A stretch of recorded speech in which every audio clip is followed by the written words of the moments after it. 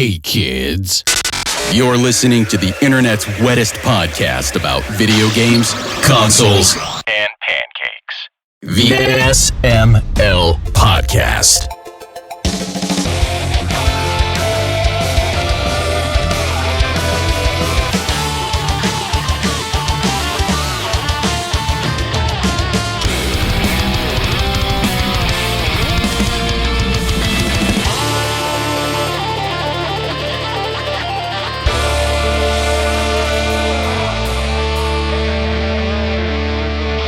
What's up, everybody? This is the SML Podcast. I am your host, Joe. We have a party cast. Aki's here. Chris is here. Brooke is here. Pernell is here. How is everyone doing? Hi.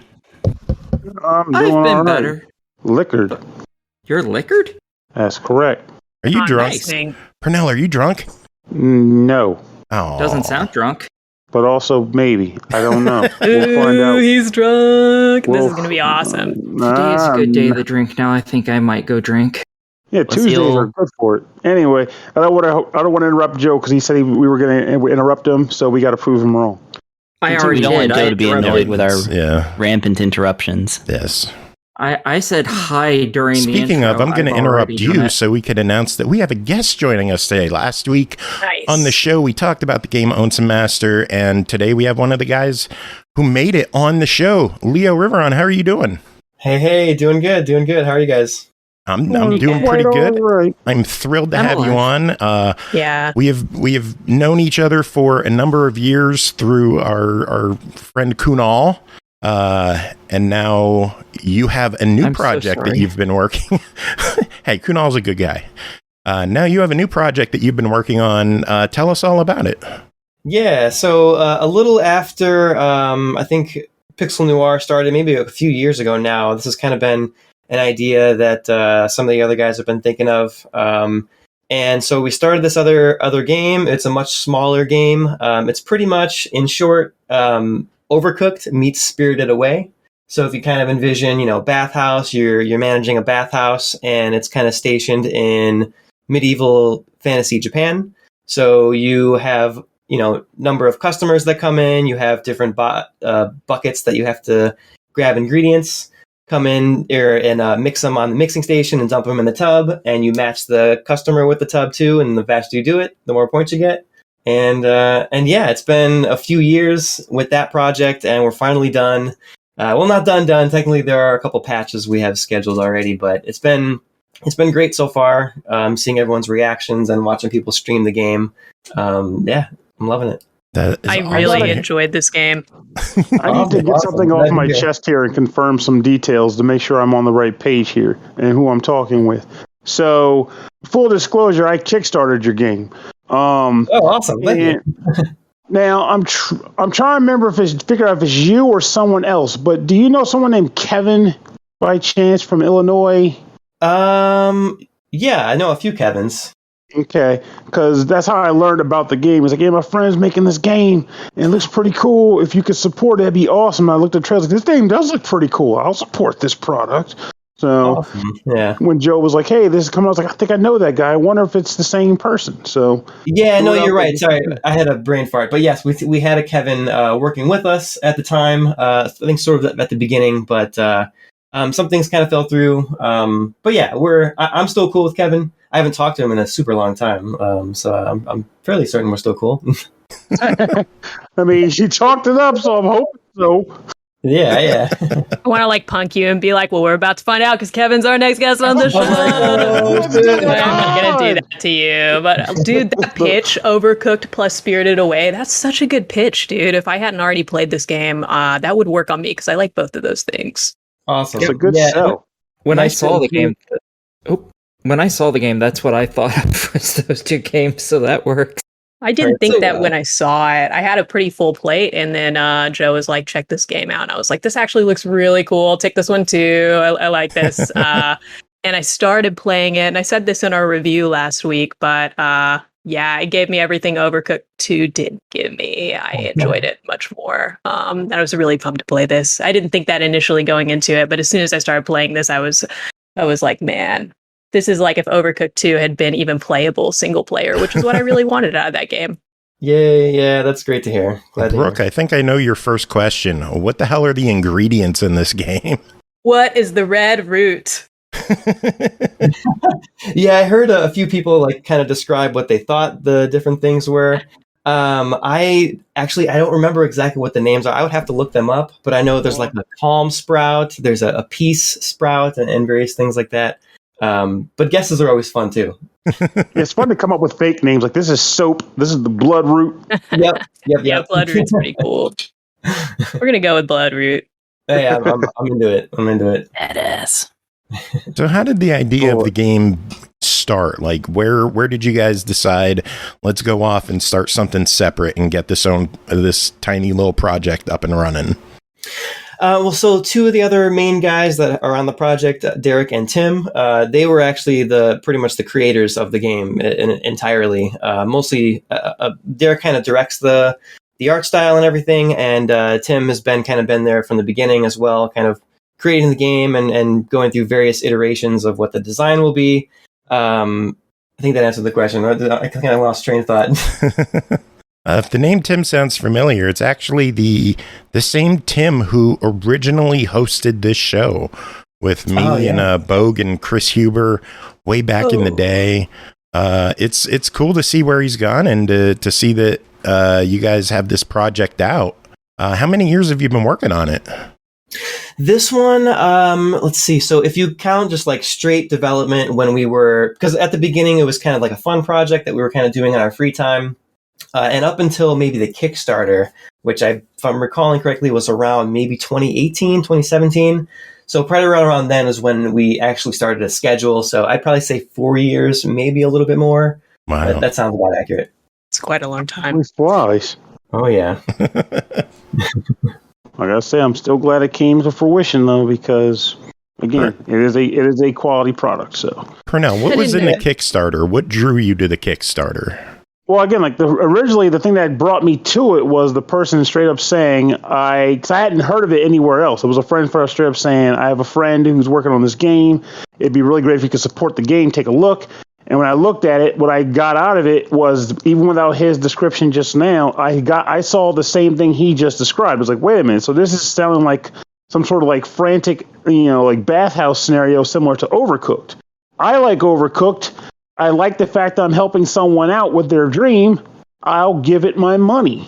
So, like, it wasn't like, say, I don't know, fucking Activision or some shit being like, hey, I love how I said Activision of all things, but like some known company being like, hey, I got this game coming out. We could fund it ourselves, but we'd rather fork it over for you first. Just pay for our work. Nah, this was someone who truly had a dream. They wanted to work on something. It was an indie product that had an actually solid appeal behind it. Character, personality. I was supportive of that, and that's why I'm happy with it. It turned out great. But that was what drew me to the product itself. Or no, rather, that's what drew me to agreeing to support it and give it my money. And it helps also that it was honestly affordable. It wasn't an exorbitant request at all. So, what kind of cool stuff was available in the Kickstarter? Or did you have any, like, are there any Onsen Master plushies out there or anything? I don't remember exactly that were all the things that were on there, but that would be a good idea too, plushies. I do know that some of the characters were perks of the Kickstarter, so we can have you as a character in the game in arcade mode, and that's what we have. We have I think at least maybe 6 characters that were Kickstarter backers that are in the game. Oh, that's really cool. Nice. Get in the bathtub. Pernell, why aren't you one of them? Yeah, that's what I want to know.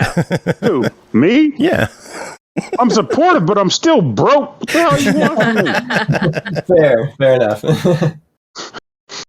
I kicked it enough to be like, hey, I get a copy of the game. I want the game to happen. Let's see magic happen. Let's do it. Yeah, I appreciate that, brother. Thank you, man. I know we keep talking about Overcooked. Are there other games that sort of inspired you and the other creators of this game?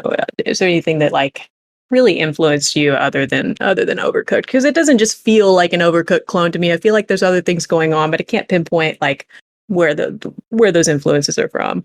Actually, the intent wasn't originally to be Overcooked. The game actually started as a 2D sort of view, and it's sort of evolved into what it is now. There was a couple times, I think, maybe last year, where Tim and I would go back into the original builds, and we were like looking at it like, oh my god, what game is this? It was so different from what it's become now. But yeah, I know there wasn't really any particular intention, like I said, towards Overcooked or anything else really. It was mostly the art style and sort of the fantasy, medieval fantasy theme, and having yokai and having a family friendly game where kind of anyone can come into play in the game, as well as we also want to add in like accessibility types of features to really make it inclusive to anyone being able to play this game, and a game about healing as well, something sort of different than the traditional like, when you win you kill something, so in this game you're helping people. Yeah, exactly. And hideous monsters.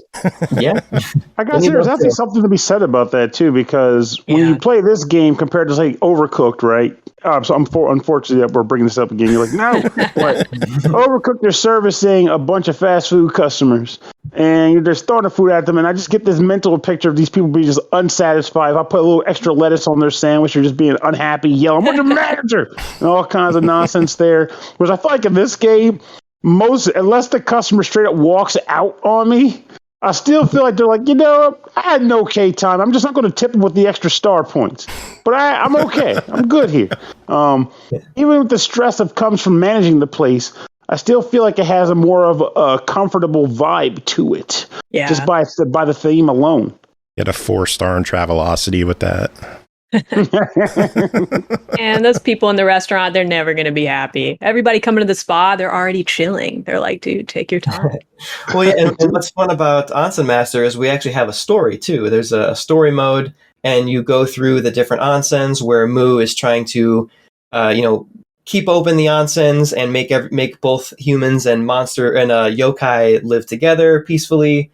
And then, at the very end, then you sort of rescue, not giving too much away, but you find the Onsen Master again, and everything is great. Then you find out if you are the true Onsen Master. Yeah. The answer is yes. You get all those stars, you are. I do have a general question about the gameplay now that I think about it. I wonder if this was intentional or not. We brought it up on the show last week. So I think we mentioned at one point earlier, kind of in like a joke reference, the idea of like having a 3-star stage by, fulfilling enough customer requests and getting the points that satisfy the condition, right? So with the boss levels, the intention of the level is not so much to, get a high score, but to satisfy the boss condition and get them satisfied and purified. So that's true. Now, sorry, go ahead. No worries. What you're saying is definitely likely going to come into the response too. But what we came to realize is that you can do the 3-starring of the level without fulfilling the boss condition, and then come back and do the boss condition with a 1-star and ultimately fulfill both conditions. Was that intentional? The different permutations, that wasn't exactly intentional, but the intention is that you get to the final onsen in that onsen world, and you do have to, heal the boss, because they're kind of, they're in, a maddened state, or they're sick, quote unquote. And so that's sort of the intention on the last level. All of the onsens throughout the whole game, you do have to get 1 star at least to move on to the next one. But for the final boss, it's the 1 star and the boss stamp. So yeah, you can 3-star but not get the boss, but that won't beat the level. You have to get at least 1 star and then also heal the boss. Because what ended up happening was it felt like one of the things was it might have been unintentional, but it made it easier for the single non-co-op player, because the boss levels can get pretty tough. Because those levels become a freaking powder keg of slop by the time you're done. But the fact that I was able to be I finished the level, it was 3 stars, but the guy was clearly still stomping around like a madman or mad yokai. And I was like, well, I guess I'll try it again. This time I'll focus more on the boss and see if I can purify him before going for the high score. And ended up happening was I purified him, but got a 1-star ranking on him. But the game was you've gotten a 3-star before, so we'll let you keep that. I was like, oh, thank you. Because I would have never lived with myself if I had a 1-star on this stage at E3 every time. It's a compulsion of mine. Oh yeah, I see what you mean. So like on the world or like the stage select, it still shows your 3-star, and that's because it shows your high score essentially. So Exactly. the boss stamp, Okay. yeah, the boss stamp isn't really factored into that. That's really just the clear condition for the final onsen. Each stage really just shows your high score. Yes, that's what I wanted to hear. Come on, woohoo! My heart. So those who are listening, the game is generous for you on that one. You don't have to stress about getting the high score and the boss clear at the exact same time. I mean, you could if you want to play the game, the way it's supposed to. No. It's supposed to be. The only way it's supposed to be played is to have fun and relax. That's how it's supposed to be played, Joe. Can I just say, I love that Joe and Pernell will often be at opposite sides of this argument. Is the game just supposed to be fun? But like, they're never in the same place. A few months ago, Joe and Pernell have switched when we're talking about Elden Ring. And I just love that it's come full circle tonight. They both just picked the other one too. And they're like, no. It's not Freaky Friday. It's Serendipitous Tuesday. Tumultuous Tuesday. Tumultuous Tuesday. I like that Brooke is here with her mile-long memory and is able to make such observations. Y'all. Yeah, I like those observations because I can remind Joe of this in the future. Remember that time? And I'll say no, I don't remember. I am old and forgetful. Brooke will. 2 against 1 will take care of business. Brooke will remember. Well, now that we've said I'm going to do it, I won't do it anymore. That's how my brain works. So At 2, Brooke. At 2. But nah, man, when I rolled into those boss levels, I was like, no. My instincts as a ex-bar manager took off, and I was like, I'm not going to reward this tantrum behavior. He's going to fucking sit here in the tub, and I'm going to focus on the other 2 tubs. And I learned within like 2 or 3 levels, I'm like, this is not going to work. I have to actually clear the boss in order to get through this stage. But I tried, man. I tried to ignore him and be like, no, you tell the boss to wait, and he's like, I'll wait, all right, as I just throw slop all over your floor. Tell me to wait. Do what I want. I love how those levels look at the end. I love that it's just a shit show at the end with some of them too. It really brings me back. Very real. Where did that mechanic come from? The slop on the floor. I think it was from that scene in Spirited Away, actually, where you have No Face that comes in, and he's super dirty and he kind of like slops around and he's kind of making a mess everywhere. And then, so sort of that kind of, theme aspect and just making it a little bit fun because that scene is pretty fun. That's awesome. I haven't seen that movie in like 10 years. I forgot about that. But now I can see that influence super clear in the game. That's so cool. Yeah. It was like, it's specifically like that scene that was really like one of the big drivers of the theme and feel of the game. I'm so glad that came up. That is so neat. I haven't seen that movie in so long either. And yes, that's a movie I have actually seen that has been brought up on this show. There are so many I haven't seen. Yeah, Spirited Away is a fantastic movie. So honestly, the fact that you even were influenced by that movie was already a good selling point for this product in and of itself. Yes. The only funny thing is like the constant, barrage of like corrections. Like, you didn't pronounce Onsen correctly. Because I never get it right. Like, is it Onsen or is it Onsen? Because Aki over here, I said Onsen last week and she's like, Onsen. Like, personally, I guess I don't really know. I think I've gone both ways. I've heard it both ways. Don't ask me. Hey, that's all that matters, right? As long as somebody backs your decision, no one can say otherwise. And I'm sticking with that. Like, give it to me. But like, yeah, I will say though, like, I'm curious also this too. Like, if you could add some more detail, like more content, like when all your patches are done, you feel like this game is in a state of complete and perfect state. Can you think of anything you would want to try adding and to expand upon the game? Yeah, so the game actually has been kind of cut down from its original, not original intention, but like we envisioned 12 levels. But we did have to cut them down just due to time and everything. And we are planning on doing an Onsen Master expansion. We're not sure exactly what that's going to look like in the future, but we're going to be doing it like we have a whole plan for it. God. Yeah, yes. Onsen Universe. But no, we're planning on like using the Unreal Engine, so we're kind of getting into some new technology and definitely expanding upon the splat system, the water splat system. So there'll be some fun new things. It kind of depends on obviously how well the game does currently. But as of right now, we have some new stuff planned. What's the feedback been so far? What's the reception been? Any notes that you guys are taking to put in towards a patch, and any feedback? Yeah, overall, everything's been great. People love, the story and the gameplay. The only comments that we've really seen has been around controls, which is kind of understandable, especially keyboard. So we're kind of revamping the controls menu to kind of show a little bit more about what all the controls are, not just the ones that you can remap. And we're probably also going to be going through like some menu revisioning as well as a possibility. But yeah, so far it's just been that, and overall, yeah, it seems like from what I've seen, everyone's been loving the game, which has felt great. Yeah, I'm seeing a lot of positive reception for this one. One of my points in our review we gave is I really enjoyed the art style, and I think I like it most actually in the map. I just think it looks really classic and good. Earlier, you talked about originally this idea started as a 2D project. What was that like to transition from that to what it became? And is there anybody on your team who, I love 2D graphics.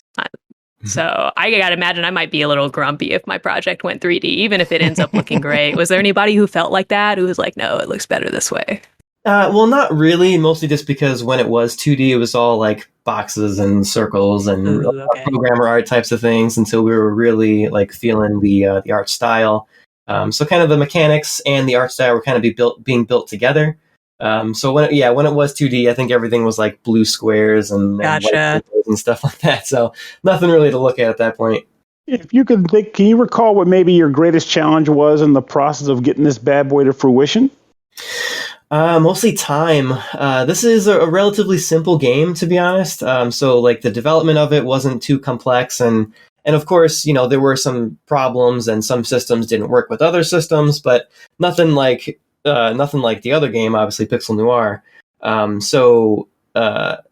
think I lost my train of thought again. What was the question? The greatest challenge you guys had with the project from getting it from Kickstarter to release. Yeah, it was mostly time, balancing all of us having day jobs, especially me as the sole coder. So I did all the programming. So it was really balancing, my day job and like I mentioned before, Pixel Noir, and then of course Onsen Master, and then all my other hobbies that I like to do on the side too. So and then Derek has a family and we all have our own things. But yeah, this was a game that we all did on the side too. So if the challenge was, it's definitely time. I can totally get that. The whole second, it's not my primary job. This is something I want to do for fun, but I'm also under crunch. Yeah. Tell us about the. I was going to say, tell us about some of the multiplayer elements in the game.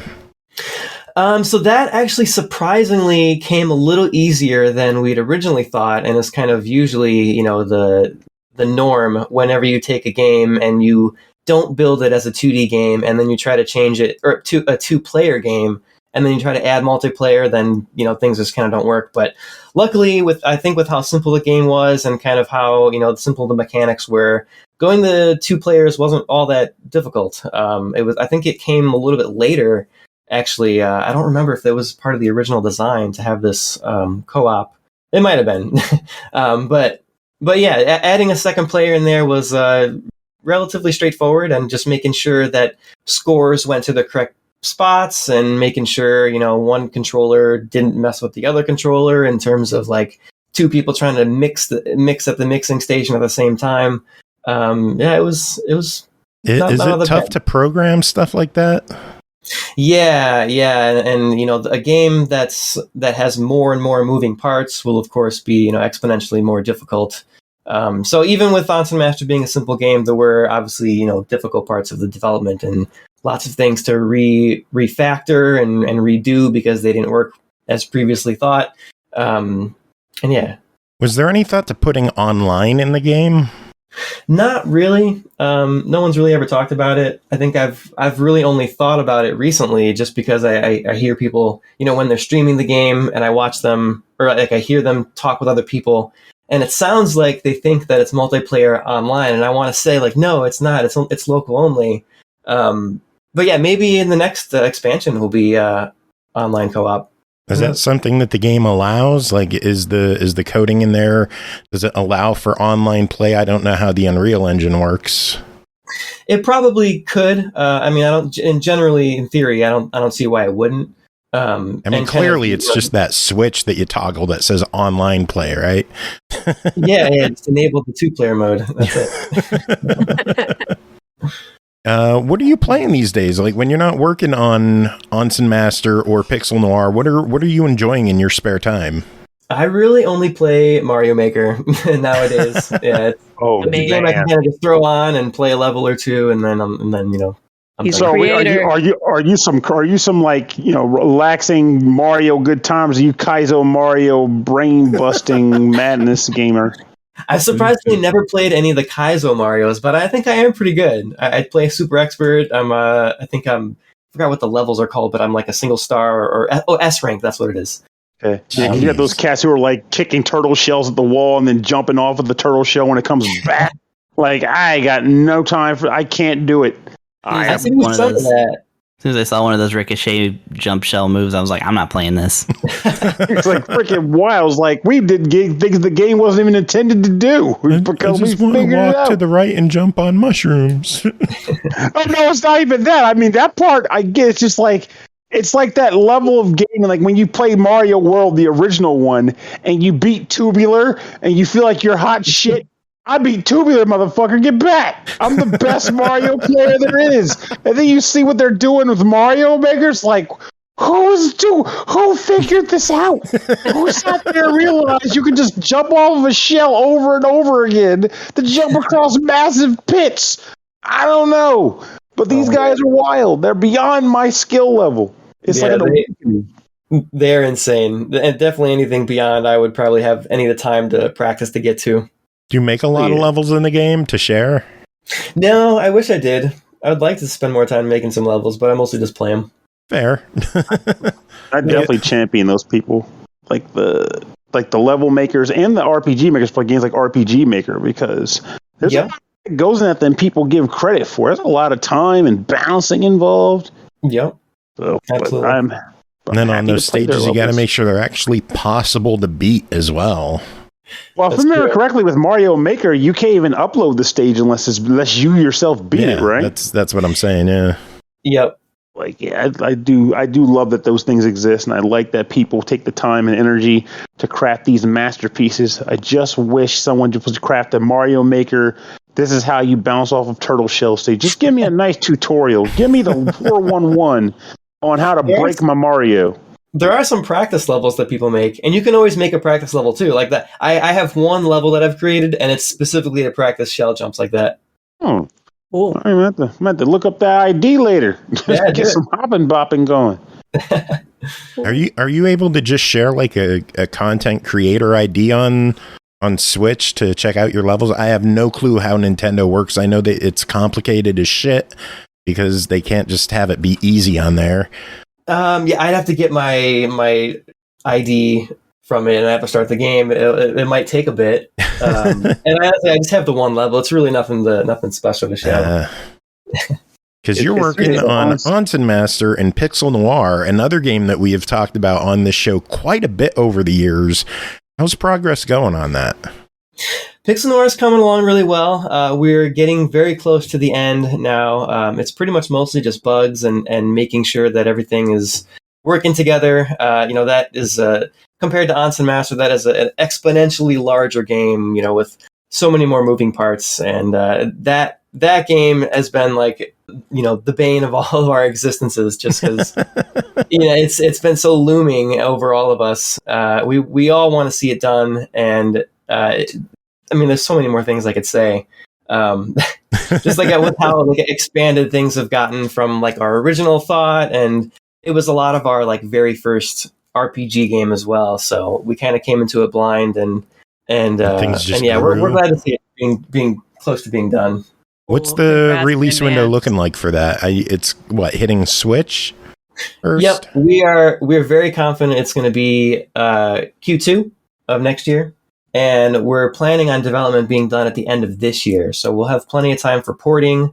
And with the way our publisher is working is we're going to do a rolling type of release. So it'll be Steam and Switch first, and then probably Xbox will be next, maybe the next month, and then PlayStation.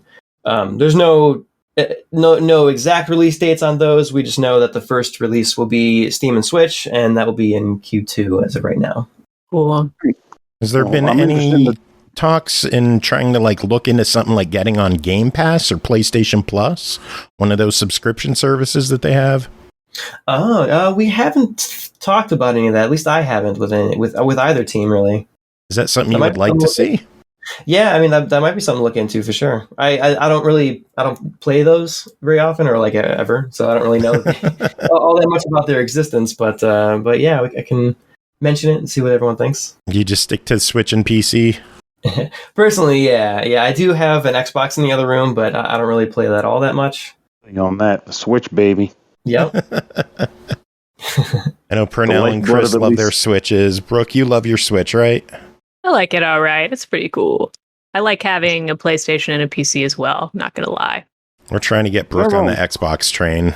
Last I had a 360. Run! How do I not have an Xbox, but I have a PS Vita? That's what I want to know. PS Vita, oh wow. Hey, Vita Vita was good was stuff. When it had potential, the Vita was solid, and then Sony was like, "Our first game didn't sell 2 million copies. We quit." Yeah, they tapped out quick on the Vita.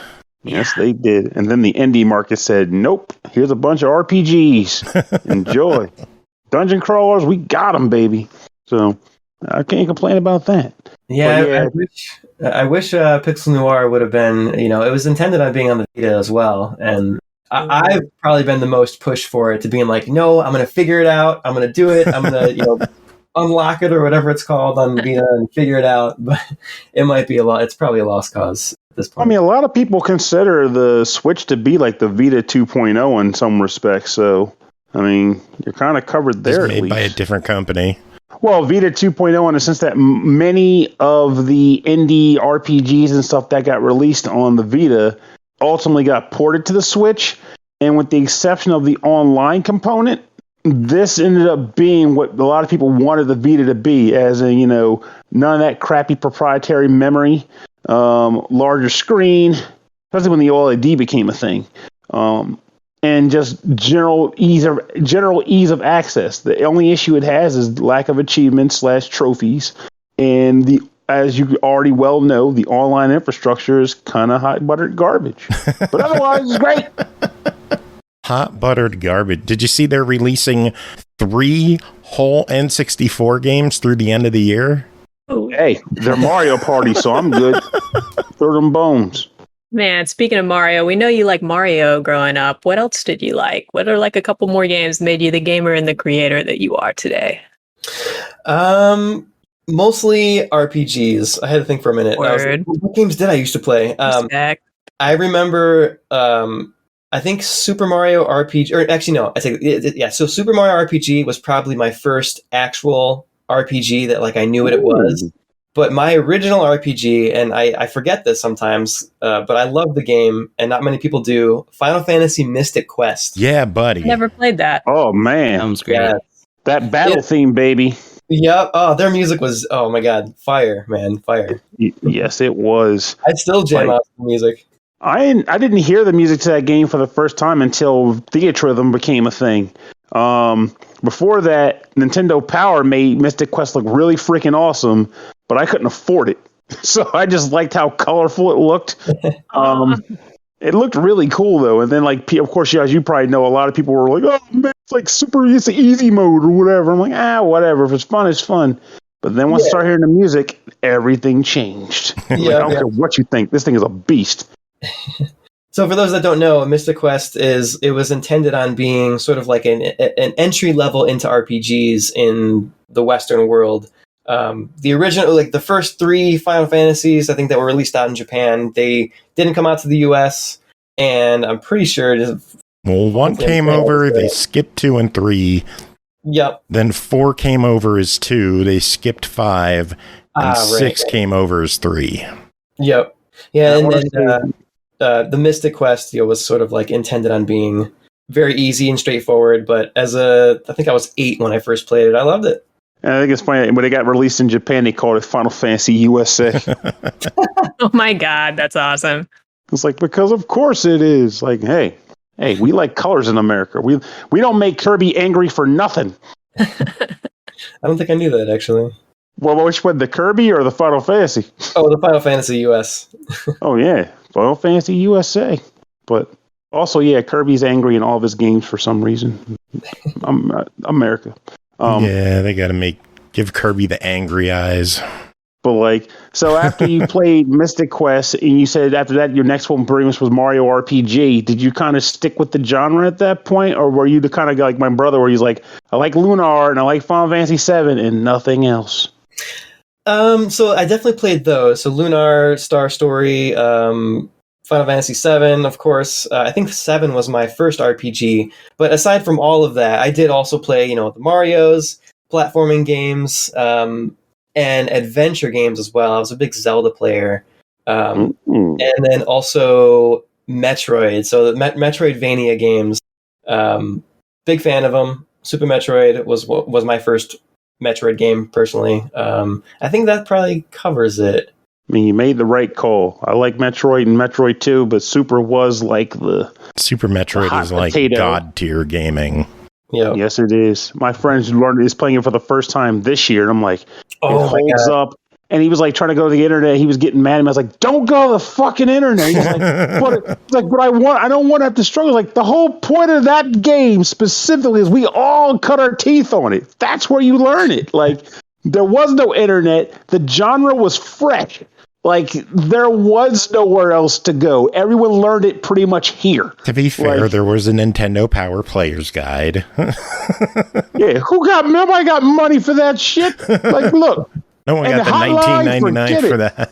They got $19.99 for that, and you call the hotline, they ain't cheap, $4.95 a minute. Think you're getting a stripper on the phone or something. No, it's just a tip. Just the tip, yeah. Oh man, Leo, I know we've been chatting for a while. Is there anything about Onsen Master or about Pixel Noir you wanted to bring up that we didn't bring up already?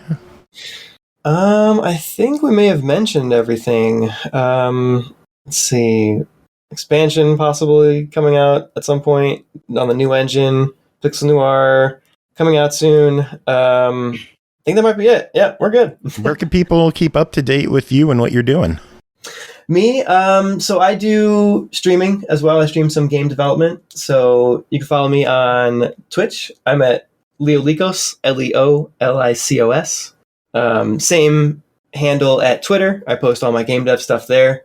And I guess if I can share some of the other stuff I do too. Yeah, absolutely. Sure. So I do a lot of Ninja Warrior, rock climbing, and aerial straps. Ooh. So you can follow me at Polyrhythmic Ninja. Actually, it's the Polyrhythmic Ninja at Instagram, as well as TikTok. You have caught my attention. Yeah, I'm following you right now. This is happening. I hadn't heard of Pixel Noir until today. I'm sorry? I hadn't heard of Pixel Noir until today, but I've been checking it out on the sly since it came up, and this looks really cool. I'm definitely going to keep my eye on this one. Awesome. Thank you. I kickstarted Pixel Noir both times. Yep. OG. Yeah. Nice. I think that game was officially announced on our show back in like the early days. Yeah, it's been a long road for Pixel Noir. It really has, and I'm excited to see it releasing soon. I'm so thrilled for you guys. I'm excited to see everything going well for you guys. Keep us updated on how things are going with you guys, and when Pixel Noir is getting closer, tell Kunal to get his ass back on our show. Awesome. Yeah, we'll do. Yeah, appreciate it, man. Awesome. You guys. We're going to take a quick break. We will be back with more show in a little bit. We're going to enjoy some Final Fantasy Mystic Quest music. How's that? Yes. How about that? How about that? Love it. All right, Leo, do you have any final words to end this? I appreciate you all. Yeah, this was a lot of fun. A lot more. Yeah, it was unexpected. Oh, shucks. No one ever says that. That's appreciated, man.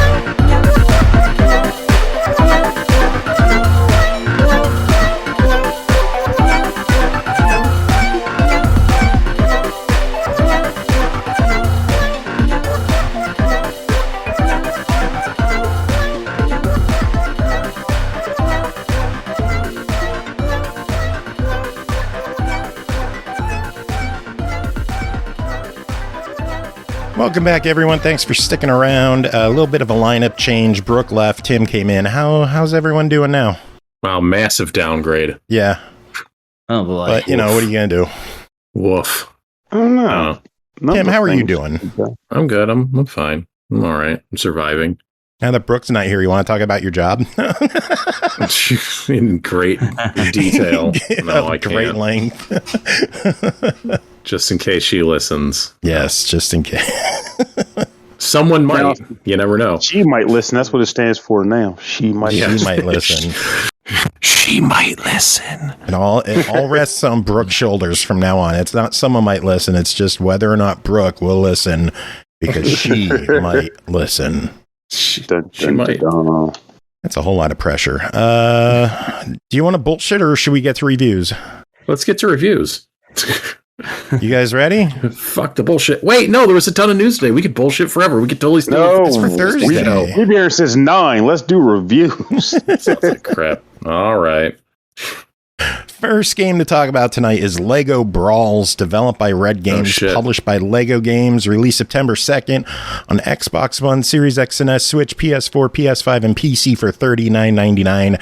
Dream up the ultimate minifigure brawlers and bash your way through all your favorite Lego themes in the first team action brawler set in the Lego universe. Play with friends at home or around the world and see how you stack up against the competition. Tim, tell us about your time with Lego Brawls. All right, so once again, I have found myself reviewing a cast-off from Apple Arcade that is now transitioned to other systems, which is like the third or fourth one in the past few months, as deals must be expiring. But yeah, so this is sort of a Lego sort of like platform fighter deal, I guess I'll say. It's not Smash Brothers because it's just Lego, though it involves all the Lego sets, so I guess everyone is here in a certain sense of the word. But yeah, so this game, oh man, you get in there. You get in there, and the game starts out like like a little bit of a tutorial, and then gives you like 3 different figures which kind of act as different classes. I don't know if it's like randomized in any way, shape, or form, but I got myself a wrestler, a knight, and a space warrior lady right off the bat, and each one in combat. I think it's the same for everyone. Yeah, pretty sure.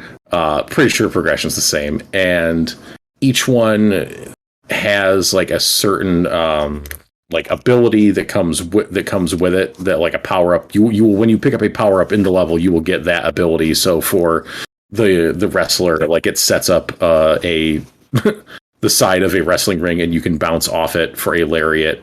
Or on the knight, you will ride a horse across the stage.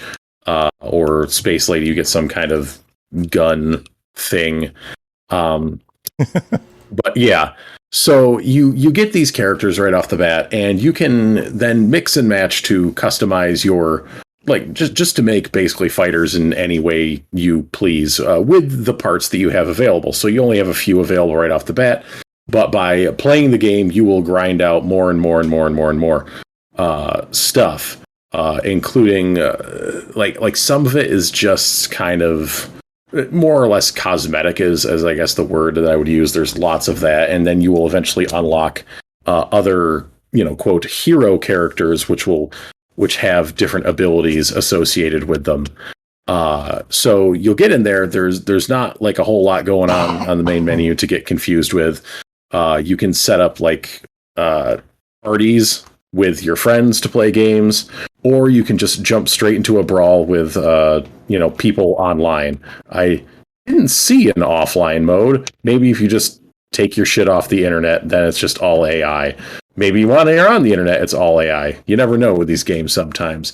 But you'll get into a level, and the levels are chosen by a vote by the people in the lobby. Like, it will offer you like 5 or 6 of them, and you vote for which one you want to play.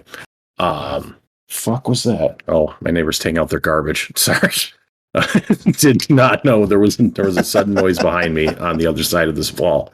Anyways, sorry. So there is an offline mode, by the way. It's under parties. Yeah. Yeah. Okay. The Yeah. local mode.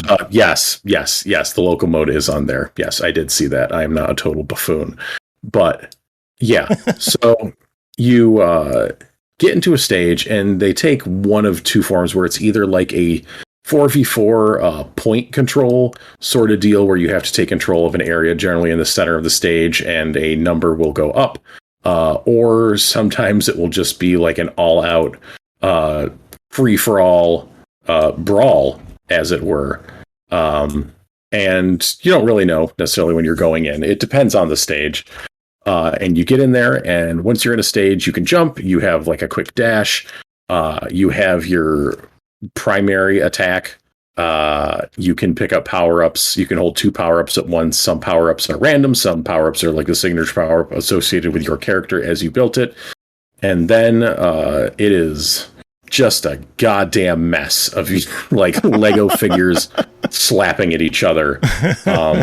And you get to the end, and you maybe won or you maybe lost, and you'll get some points and you'll get some rewards. And then you'll do it again on until infinity. After you do like one battle, you get to pick a sort of rewards track. And this can be changed at any time, but you'll pick a rewards track which is based around a different different Lego themes. So you can pick like a castle one, a space one, a pirate one, and you'll start earning rewards towards that theme. So you can change them at any time, but it does grind out like pretty slowly. There's lots of them, and like I said, you can change them at any time, but like that is really all you're doing in this game is jumping into battles and grinding out more cosmetics. And there's not really anything in the way of like a story mode or a campaign or anything, which I thought was kind of a letdown. No, yeah, one could say that. There's no like mission mode. It's just queue up to get into a brawl online, do the brawl, get some stuff, go on, do it again. I do enjoy how simplified and idiot-proof it is at points, but I wish there was more to it. Yeah, it's not great to play. Like the fighting does not feel good. It's just very kind of mashing the button and moving your character. Like you don't have a ton of moves. It's not like you push the stick in different directions and different moves come out like in Smash Brothers. You're just kind of swinging. You pick up some power-ups and then you use them. And it's not like a very satisfying feel. There's not even like a sound effect when you connect with your basic attack. I can understand why they wouldn't want everyone's attacks to each make a noise all at once, because that would just be a whole lot of slapping. But for you, like, you want that tactile feel out of something fighting-ish. Yeah, but as it is, like, it just doesn't feel good. It's very simplistic. The most damning thing by far that I can say about this game is, my kid asked to try, and so I handed him the controller, and after 2 matches, he said, "Daddy, this game is bad. You need to delete it." Wow. So I did. Wow. He does not do that. They'd say the darndest things. Very often. They say the darndest things, like delete this not good game off of our Switch so we never have to think of it again. I didn't think it was that bad, but holy hell. Yeah, I mean, I certainly don't want to play again, and I don't know how I could like recommend it to someone for $40. Yeah. Like on Apple Arcade, it just comes with the subscription. It's like, oh, whatever, it's a mobile game that I might just muck around with a bit and, whatever, who cares? But even, really honestly, even at that point, it's like, what are you doing? There's better games you can muck around in and, grind stuff out and actually, kind of have more fun along the way and get maybe a more satisfying experience. But this is just kind of, oof. I don't know. I do know. It's not good, and you shouldn't buy it. That's what I say. What would you do to improve it? What kind of feedback would you give to try fixing this? This isn't a fixer. This is just like a start over kind of deal here. It's a you need to overhaul, you need more modes. You need to overhaul the combat. lots needs to happen to get this thing into a state where I feel it is recommendable and like really worth a person's time. I think if it were a free to play game, it would be a lot easier to recommend. But even then, like, there's better free to play games out there, man. Like, there's better uses of your time than Lego Brawls. Now I gotta ask, $39.99 your official verdict? No, don't buy it.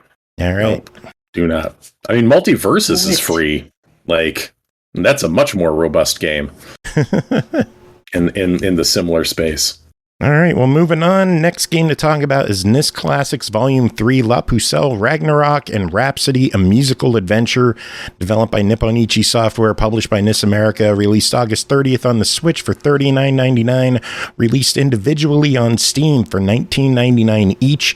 For the first time in the West, you can experience La Pucelle Ragnarok, now loaded with loads of extra content, including new scenarios, new recruits, and DLC characters. It even has new voices, new music, and quick travel, dude. Then explore the precursor to the Disgaea series with the strategy RPG Rhapsody, a musical adventure. Sharper graphics and image optimization brings this classic into the present. Experience NIS history with this awesome 2-pack, dude. Chris, tell us about the pack, and Tim, you're going to chime in on Rhapsody, correct? Yes. Cool. Yes, well, Chris, a bit about that Steam version. Tattle it, Dad. Kick it off, What? Chris. Oh, okay. You can hear me, right? Yes. Yes. Okay, good. I was messing with my microphone. I just wanted to make sure I didn't. Really. It's a new microphone, so which I'll be reviewing. But before then, yeah, we're going to talk about Prinny Presents NIS Classics Volume 3. Okay, anyway, there's more title. I don't want to say it all. Words the game. Oh, so many words, so many game. Well, this is the third volume in the Prinny Presents series that started with basically NIS putting together a lot of its older, kind of PS2 era, games that aren't Disgaea, and kind of throwing them out there. And this is the one I've been looking forward to the most because I have always heard great things about Rhapsody, a musical adventure. I have one friend who is obsessed with it. So yeah, I was always wanting to try these out. And I actually found out I already own La Pucelle Ragnarok in its original PS2 form, which is La Pucelle Tactics. Nice. I did not realize this is a remake of that. That's like added content, thankfully, compared to what our release was here. Yeah, apparently, I guess La Pucelle Tactics became La Pucelle Ragnarok on the PSP, I guess in Japan, and then like that's kind of like the version they're basing this one off of. So that's that was some research there. Yeah. That also tracks with a lot of what they've been doing with these re-releases, where they're grabbing like a later, like PSP specifically, like release to shine up for this package. Yes, exactly. So, both of these games are kind of different takes on the strategy RPG kind of genre. And actually, funny enough, I played them from left to right because I thought, okay, La Pucelle Ragnarok, that's going to be the first one that I should play, and then I will play Rhapsody. Turns out that you should play Rhapsody first because that's the first one. That's an appetizer, really, compared to the other game. Yeah, exactly. Yeah. So, we'll talk about Rhapsody first, I guess. So yeah, Rhapsody is an RPG that does contain a strategy RPG element, but it's much lighter and breezier, like a standard JRPG. So you play as Cornette, who is a girl who lives in a village and literally just has this dream about a prince, and then becomes obsessed with becoming the bride of a prince. We can all relate. It turns out that the prince, it's the exact prince that's nearby, so it's kind of like, okay, so you just made this guy up, but there he is. So the thing about Cornette is that she has two very special skills. She is the girl who can play the horn and can talk to puppets. So that's, okay. I could do it before. So what that means in this game, in like I said, NIST fashion of just being, completely over the top and everything, is that the puppets, a lot of them are basically, gonna act as your characters in the game. Like they're basically your troops. So you're going to be collecting puppets throughout the game. Some of them are a little hidden. Some of them are right there in the story. And some of them you can actually, some of them are actually monsters that you can defeat in battle. But, we'll get to that. And the way that it works is that in her little misadventures, which literally, has her competing in the local beauty pageant against the local brat, because there's a rich kid brat in here, of course. And then, of course, I don't want to give away too much about what happens in the plot, but let's just say that she has to eventually square off against a team of sexy witches to Hugh rescue. Aki's interest in 3, 2. Yep. Yeah. Yep, sexy witches, you got me. Yeah. There's lots of scantily clad PlayStation era sprites in this game, and and it does have jiggle physics.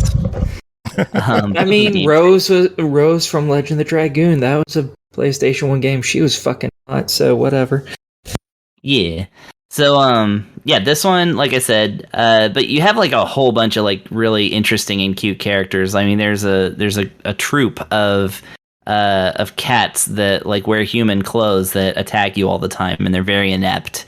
And it's adorable. Everything about this game is adorable. It's just this kind of cute, yeah. It's this adorable fever dream throughout, And what's more is that it's a musical, so it does break into songs sometimes, and you can switch the lyrics to be English if you enjoy cringe, or Japanese if you enjoy not as cringe. Enjoy culture. Yeah, enjoy culture. Yes, exactly. And you're a person of taste. Yes, for a man of culture. So, then that just leaves the battle system, which is that basically you run into random battles.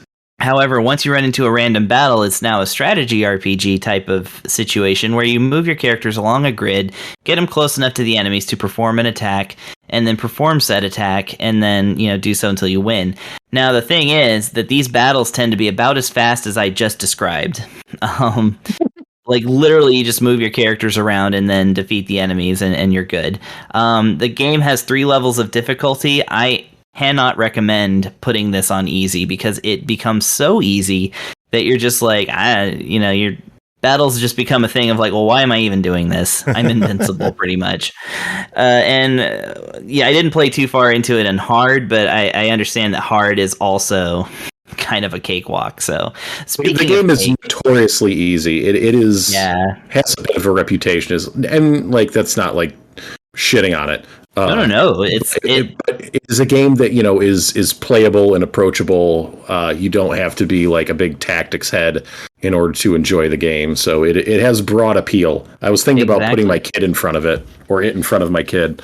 Yeah, this game is so charming, and you just always want to see what's next, and like it's just so perfectly like draws you into like everything that's not like the battle system, that you don't mind the battle system really, no matter how easy you put it or how hard. It's like it's not going to satisfy the extreme SRPG like fans. However, there's another game in this collection that will. Mm-hmm. So that segues us smoothly to La Pucelle Ragnarok, unless Tim wants to say some more about Rhapsody. I'll just comment on as far as the Steam version goes, and the options. There's not like a ton of them. You do have your keyboard or mouse, or keyboard or gamepad controls. There is a couple of graphics options as far as just leaving it alone, or putting a horrible smoothing effect on it, or a CRT filter. The CRT filter is actually pretty good looking, though. It's not bad. Yeah, it's not bad. As someone who's not normally a fan, I liked it, and it's on the Switch version too. Yeah, other than that, that's it. There doesn't even have like different resolutions or like a borderless windowed mode or that stuff, which is usually pretty standard. Yeah, like once I had to go back and look, because I'm like, wait, did that not even have like the ability to play in a window?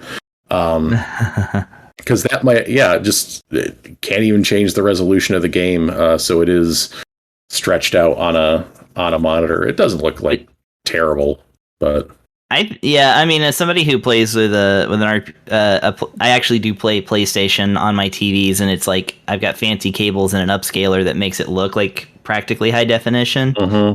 It's like it basically looks like that to me.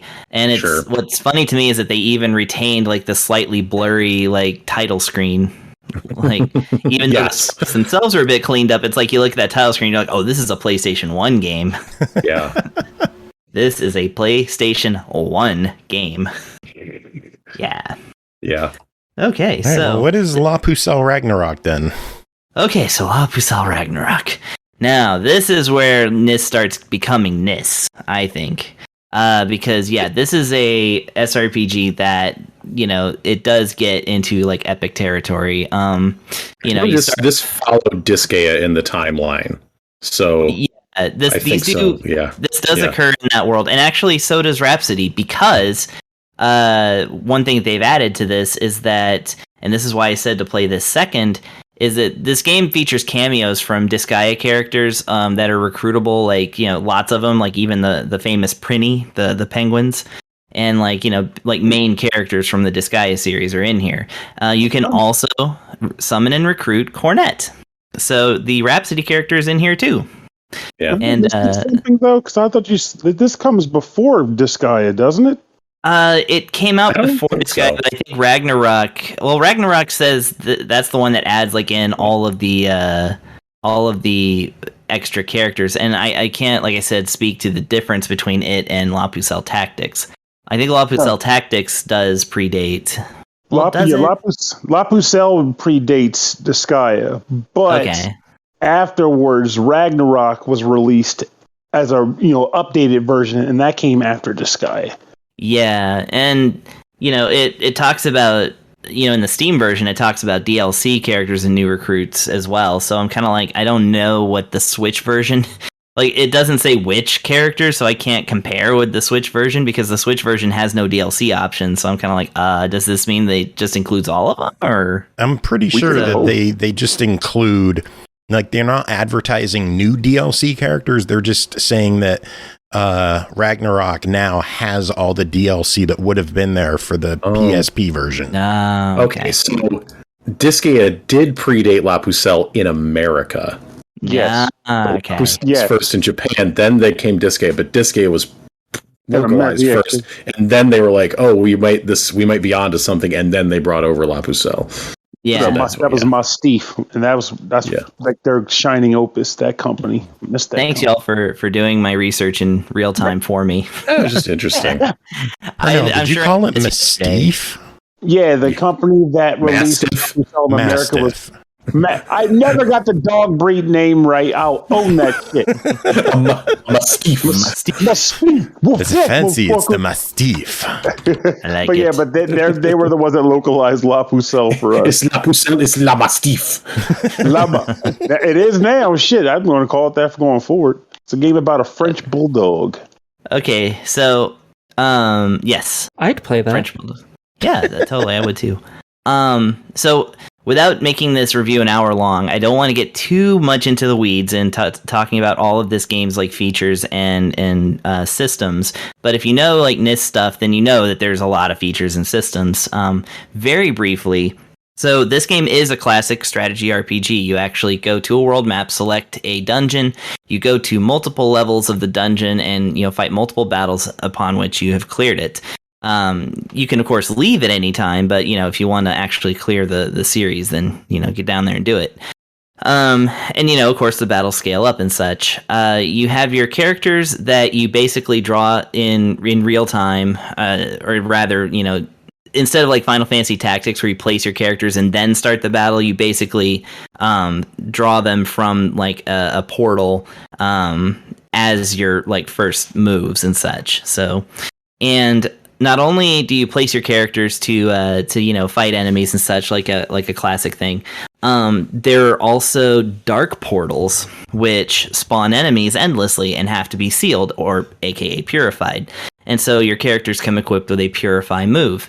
Now, when you purify these things, they actually draw a line throughout the stage that your characters, let's say like one of them is going in a straight line, just a straight line of like one block throughout, to the end of the stage.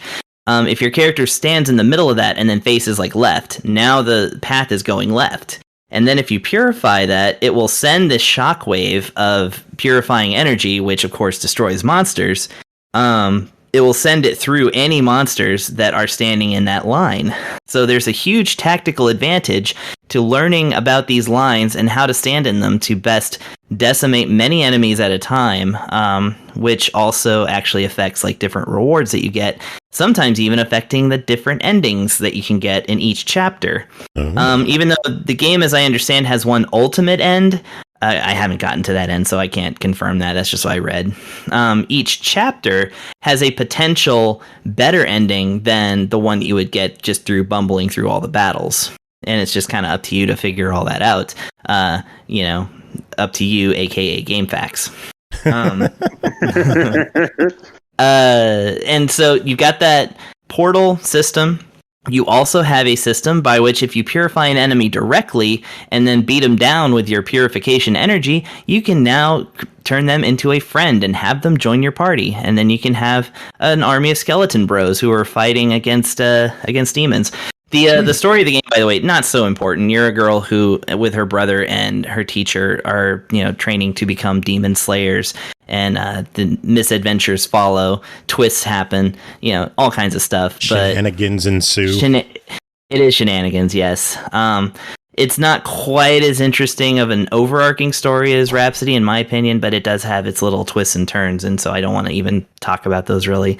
Again, charming characters, great sprite work, excellent music, and like I said, taking your characters from like 20 HP to like 160,000 HP in the course of the game. You're going to be doing all. I'm not even kidding. I'm looking at a screenshot where Prie, the hero, has 165,000 HP. That's beautiful. So, yeah, it's that over the topness that people love about these NIS games. So like I said, this one's really great in the sense that lots of different things that you can do if you really want to dig in and spend the time. Like I said, even the tutorial dungeons are like involved. There's weapon crafting, where you can get like ultimate weapons and things like that. Like I said, monster recruiting, special character recruiting, fighting hippos and overalls. I mean, just all kinds of stuff going on here. Well, the game's sitting at $40 on the Switch. They're individual $20 a piece on Steam. What are your thoughts on the release, the pricing? Give us all your thoughts. Well, I honestly think that this is a buy it for sure. That's my thing. I would say buying it individually. Honestly, I think I would say that the two of them together are better than the sum of the parts. That is to say, I would recommend buying them both together more than I would recommend buying them separately, only because they go so well together. One of them's like this lighthearted adventure with characters that you adore, and the other one just kind of takes that up a step and like kind of focuses more on the action that you kind of get a taste of in the first game. But it's absolutely, you do not want to skip Rhapsody because, like I said, it's a wonderful little experience, especially for people who are into PlayStation era RPGs. And La Pucelle is also really great. I mean, like I said, you can get a lot more lost in it in the details of its systems and stuff. So I'm going to say the collection, definitely a buy it. If you're considering them individually, okay, that's up to you. Tim, thoughts on the individual purchase on Steam? Yeah, I'm kind of with Chris on this one, is that like it becomes just kind of weirdly dicey when you're like as a $40 package, it's like great, smooth, seems perfect. But when you're suddenly like $20 for Rhapsody, which is, pretty much more or less a no frills PlayStation 1 port, like not ripping out Rhapsody, then you're kind of like, I don't know. I mean, La Pucelle is certainly a robust enough game for $20. It just feels a little weird, but yeah, just put them both in your cart, close your eyes, and buy them together, and then you're fine, right? And like, And not to put too fine a point on it, but your alternative for obtaining Rhapsody is to find the DS version, which was heavily stripped down, especially in the musical parts. Yep. Or spend $100 on the PlayStation version at a minimum. Yeah, even $20 for this PlayStation game is still the cheapest, legitimate way to procure it at this time. Yes, it's very expensive. Mm-hmm. Wow, someone's selling Rhapsody for like $300. Holy shit. I remember that game being expensive like in the early 2000s, like as soon as people discovered Disgaea and then looked back at Rhapsody and people were already like, $100. And it was originally published by Atlas, which Atlas games always have this random tendency to triple in price at some point. I think Cubivore got hit with that several times, so it's now a $700 game, whereas it was a $40 game when it came out. I got that game. Yeah, well, it's worth a ton of money. I keep thinking about not having that game for that very reason. I'm lucky in the sense that I'm never tempted because I really love the game. Yeah. Oh, that game is a hoot. Well, that's why, because it's so weird. It's so good. Anyway. Cool. Well, Tim, that's it for you. It was a short one for you tonight. It is. Yeah. Time to go nighty night nap. You gonna ask me? You have any final words? Yeah. Okay. So fun note on La Pucelle. I'm sure Joe remembers this. Back at MagFest 2, the La Pucelle cosplayers who were like very butthurt that there wasn't like a real cosplay competition at MagFest. Like that is always like the first thing I think of when I think of this game. Is just people showing up in really like very, very good La Pucelle costumes and then like having a stink on the internet because MagFest cosplay competition was a joke. I'm just like, get off it. It was a second year convention with like 400 people. The fuck do you want? It was focused on video games and the main event was a concert, not a cosplay contest. Like, come on now, get out of here. 2.0. It was when you were in charge of the game room, so you probably don't remember anything. You probably wiped it from your memory. I remember getting 2 hours of sleep. Yeah. Oh my lord! That's what I met Pernell. That's actually when I met Joe in person as well. Yeah. Really? Yep. Wow. Yeah, that's how. Yeah.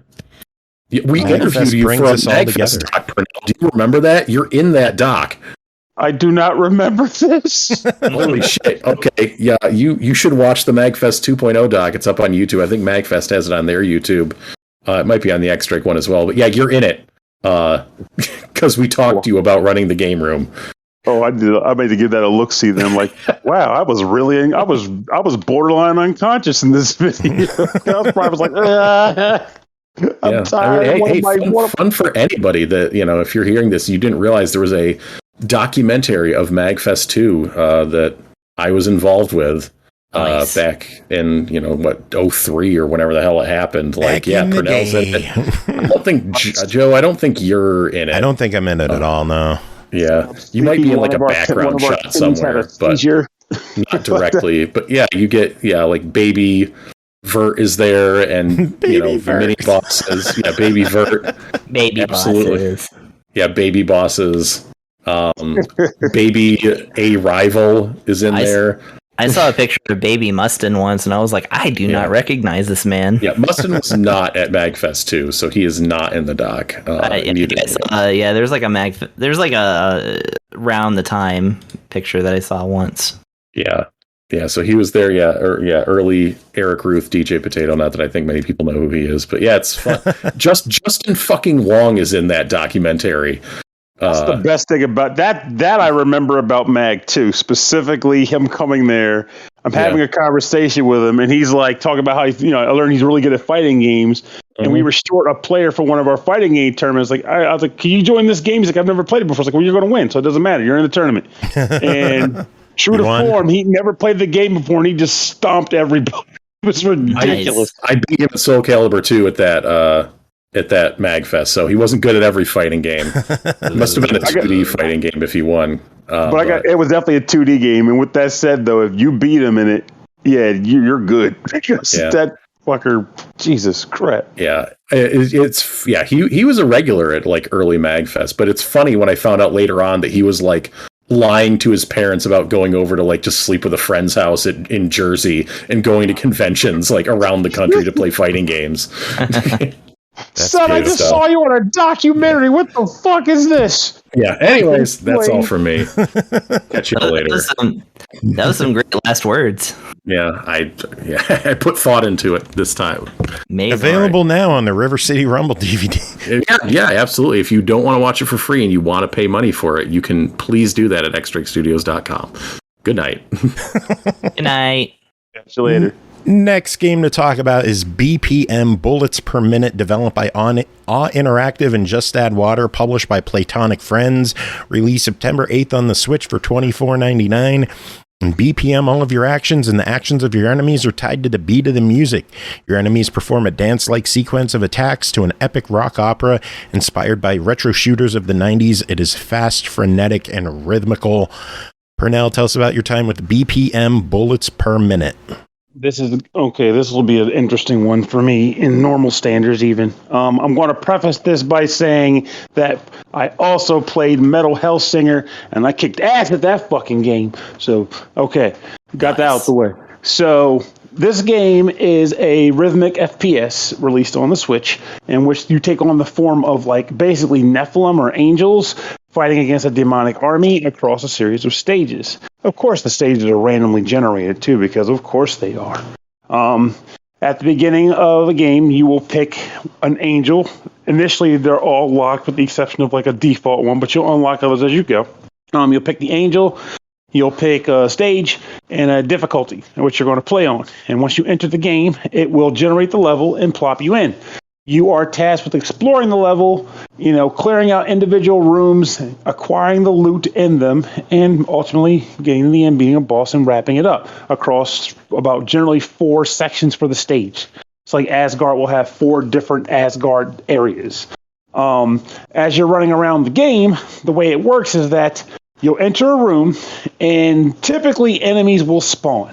At this time, you need to fight them and not get the shit kicked out of you. You fire your gun to the rhythm of a pulsating beat. It does get displayed in the middle of the screen over the crosshairs in the form of musical notes that are kind of coming in and overlapping at the center. If you've played Soundfall, think similar to that, how that had the bar that kind of meets in the middle. And it's meant to be like a visual indicator to help you keep track of the beat. And when you basically hit the beat, you can press the button either to dash or to fire your gun or to reload your gun. And as long as you're on beat, you will perform said action. Your health bar, you know what I keep track of, Pernell? Delicious sandwiches that are donated to the show? Nope. Unique count. Dun, dun, dun. Yes, I didn't say it. No, you didn't say it, but the store page does. And I feel it is worth talking about because the store page, the Nintendo store page, has not 1, not 2, but 5 uses of unique. Jesus. Wow. They're drunk on unique rage. Yes, in the description it says these weapons and abilities can radically alter the way you play, making each playthrough unique. And then each boss moves and attacks in a unique way that you must learn to exploit if you want to succeed. And then down in the features, it says you can choose from 10 different weapons with unique strengths and weaknesses, battle a diverse array of enemies, each with unique rhythmic behaviors, and equip over 60 items that buff your characters in unique and interesting ways. So I'm glad you mentioned the item bit because that leads into both a plus and minus for this game. It's going to lead into why I prefaced it by talking about Metal Hellsinger. So when you clear a room out, depending on how well you did, you might get rewarded with an item. It'll show up in the form of a treasure chest in the center of the room. It could be money or like health or whatever. You can pick it up and move on. Also, you'll sometimes come across shrines that are littered throughout the rooms that might reward you in exchange for something else. So you might be able to pay a coin to gain like a speed modification item, make you go faster or do more damage. You might be able to pay for extra health at the cost of something else. At one point, I got more firepower, but it cost me some of my health to get it, which sucks because I die like a freaking twig in this game. So giving health for anything was a bad bet. So the reason why I said this is a plus and a minus is because I'm not sure if this is how it is on other console versions of this. I'm assuming they got other releases aside from just the Switch. But on the Switch, it is really hard to see anything. And I questioned myself. I had one of those, am I just old now moments where I wondered if it was just my poor vision catching up to me. But then I remembered that a month or two ago, I played Metal Hellsinger. And I was like, okay, I was well at that game, and that game is bonkers at times. So, no, it is not me. It is the game.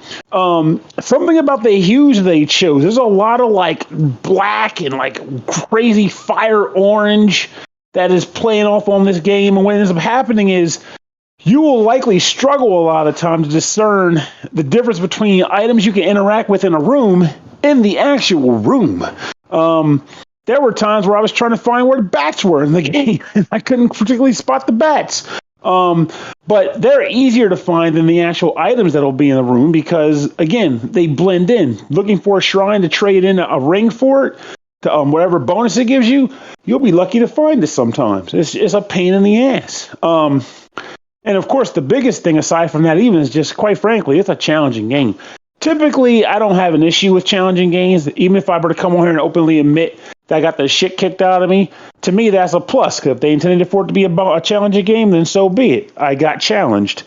But the challenge coupled with the difficulty of view and I'm deciphering like the actual space I'm working in so that I can play to my best, that's where it gets a little scruffy. So that's where I find myself being in a weird position with rating this game because it's not a bad game for when I was playing it. I like the premise. The music is good. I like what they're doing with it, but I would really, really like to see them do some sort of work via patch or whatever to kind of, even if it's just a matter of like a switch that lets you adjust the red, green, blue to get some old ass, like, Nintendo logic in here. If that's what it takes, so be it, because there's a gem hidden in this game, but you're squinting through all the orange and black to find it. And that, to me, makes it very difficult to be like, oh, get out there and buy this game. Because in good faith, I can't just say that. But I can tell you why I feel that way. Because otherwise, it was fun. It was frenetic. It was fast. And during the moments where I was getting into a rhythm, it felt pretty cool to be like, bang, bang, bang, reload, reload, bang, bang, bang, reload, reload, and get the whole beat going in your head as you're trying to keep a flow and motion going. So the game core is good. Is everything else? I know it came out last year on Xbox. I would imagine it's on PlayStation as well. Is this something you think would be better on a more powerful system or possibly even docked on the Switch as opposed to handheld? Docked, possibly, because I only played handheld, admittedly. That's generally my role here with this thing. But it may well even be a power thing, because you know how it is with Switch sometimes. A lot of times companies have to take take some shortcuts to make it work on there. So I'm going to honestly say it's likely that this is a Switch-only issue. So I guess my rating for this, and hell, if the dev is listening and they would come up on the episode on on Twitter, they can clarify for us, but I'm going to say that if you can get this to see a video for it or try it on another console, and it looks okay to view free, like you can see it and nothing looks off, it goes to a buy it, because it is a quality game in that front. But if you can't, and it's looking at the Switch only, I get it. Someone can be listening to this right now and going, oh, fucker, he didn't tell me what to see. Then, by all means, knock yourself out. But otherwise, if you're taking my rating on it, my view on it, I think it's a low-end try it, just because those visuals are rough, man. All right.